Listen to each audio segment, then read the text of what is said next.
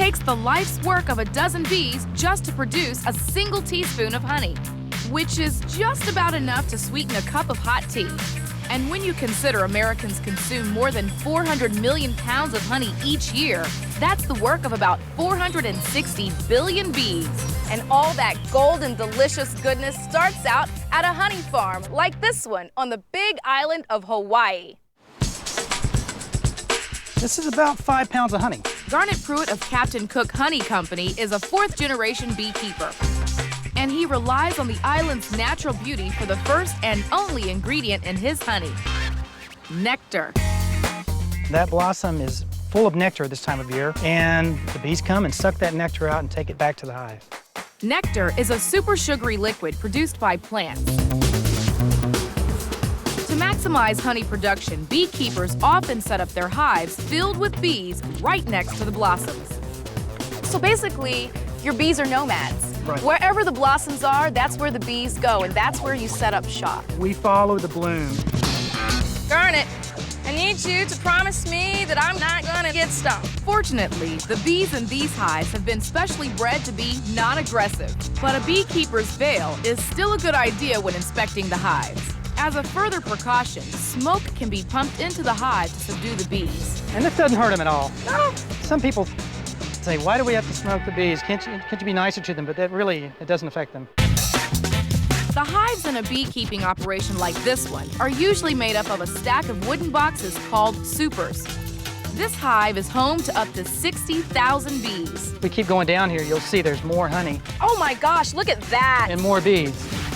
Each super in the hive is filled with a series of wooden frames. Over time, the frames are filled with honeycombs the bees build by secreting beeswax out of tiny glands on their bodies. The bees then use the honeycombs to store their nectar. This is fresh nectar That's from fresh that blossom. From those blossoms, Can yes. I taste that? Yes. At this point, it's a white honey. It's very light. It is very, very light. It tastes light because the nectar is 80% water and just 20% sugars. The bees convert the nectar into honey by flapping their wings over the honeycombs to evaporate the moisture and thicken the nectar.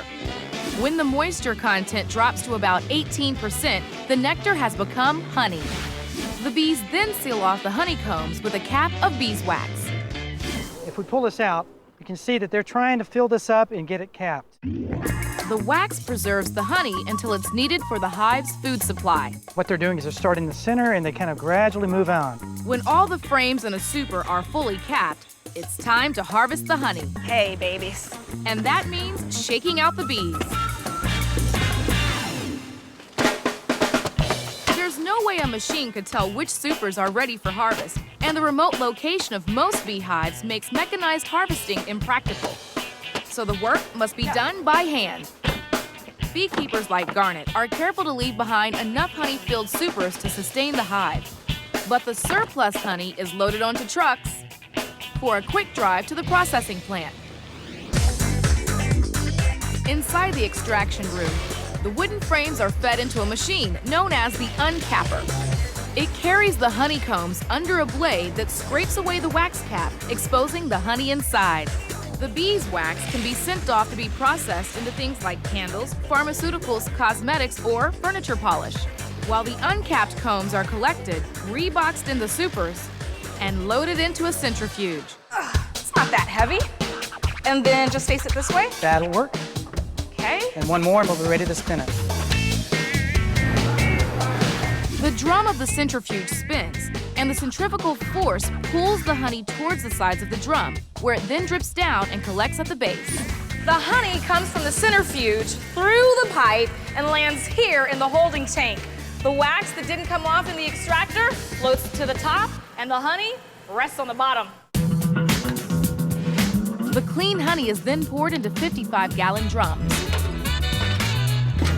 Most of these barrels are shipped directly from here to California and then distributed across the nation. Once on the mainland, the barrels of honey arrive at processing plants like Premier Foods in Los Angeles, which can package up to 12,000 jars of honey per day. And the first step is getting all that honey to loosen up by fitting each barrel with a heat belt. This one will be putting probably about 70 to 80 degrees. The honey must be heated so it will flow more easily, or it could clog the automated packing machinery. While the honey warms, sanitized jars are sent to a piston filler, which is fed the warmed honey right out of the barrel. The honey is pumped out of the barrel and through a narrow stainless steel tube into a hopper that uses internal pistons to force the honey into filler tubes. There's 6 pistons. Each piston operates an individual fill tube on the other end. The machine can be set to dispense exactly the right amount of honey, down to the drop, into any size jar. This down here is where we adjust the amount of product which is pumped into each individual piston. As the pistons push in, that's how much product's going into the actual jar on the other end. This honey has already traveled more than 2,500 miles from the beehives in Hawaii to the processing plant in Los Angeles, where it now heads out on its final journey from the factory to your plate.